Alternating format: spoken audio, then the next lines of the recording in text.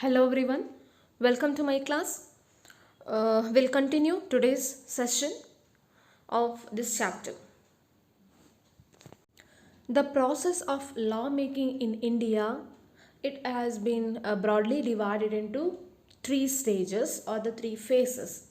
First one is pre-legislative phase, second one is legislative phase, and third one is post-legislative phase. Okay, then let's see about what about the pre-legislative phase.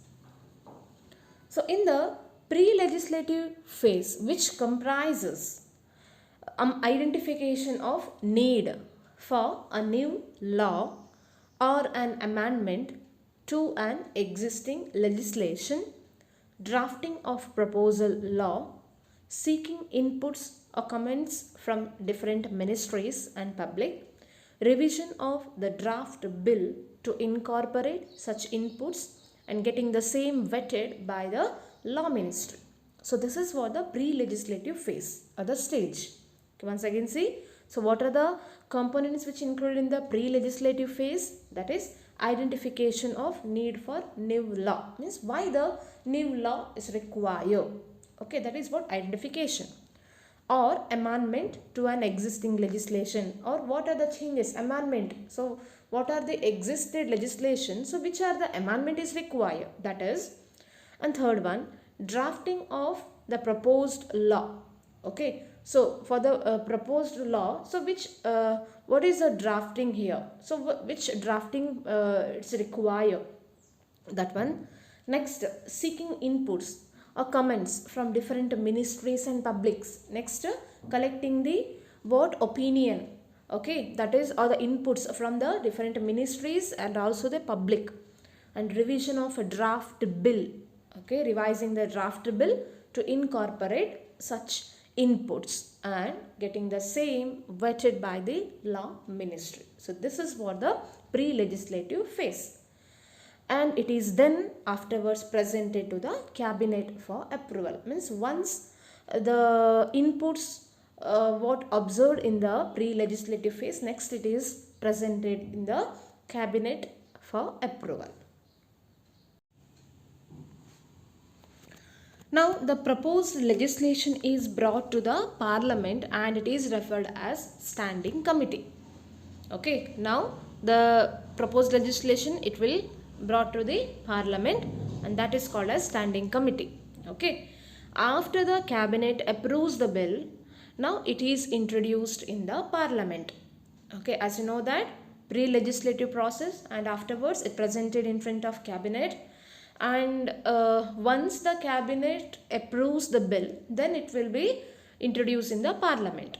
Okay, on the introduction of a bill, the ministry of concerned department may send notice demonstrating the intention that the bill may be moved, considered and passed, and be referred to be select committee of house or joint committee of both houses, or for eliciting public opinion. Means once the bill has been approved in the cabinet ministry and afterwards it has been reaches to the parliament, and like that it moved to bill has been moved on the respective ministries also, and there it has been selected as a public opinion.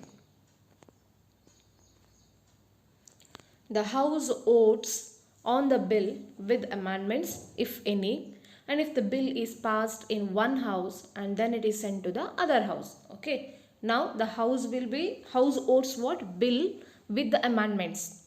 Okay, house will be vote the bill with the amendments, and also if the bill is passed in one house and it then sent to the other house, in one house the bill is passed and next one it is sent to another one house, because as you know that two houses, Lok Sabha and Rajya Sabha.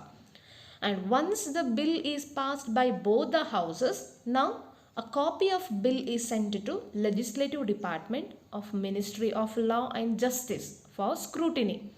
Okay, once the bill has been passed from both the houses, now the copy of bill, where it is sent, that is legislative department of Ministry of Law and Justice. Why? Because to scrutiny. Okay, now post scrutiny by the Ministry of Law and Justice, now it is presented in front of a president. For why? That is for the assent. Okay.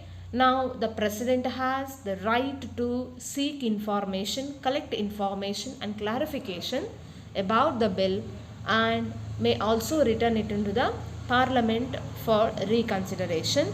And after the president gives assent, now the bill is noticed an act. See, once what the president gives an assent, then afterwards only the bill has been notified as a act. So this is what the communication process have been takes place in the public policy.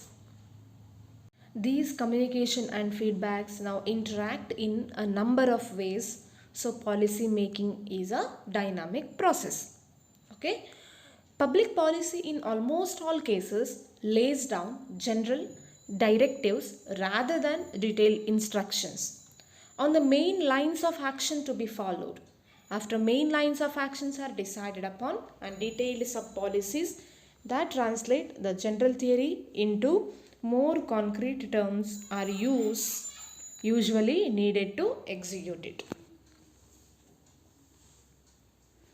Thus, we can say that a policy decision making can result in a social action, and the policies of most socially significant decision making, such as most public policy making, are intended to result in action. Also, policies directed at the policy making apparatus itself, such as efficiency drives in government, are action oriented. So this is regarding what the components of what that is public policy process. Okay, rest of the things we'll discuss in the next episode. Thank you.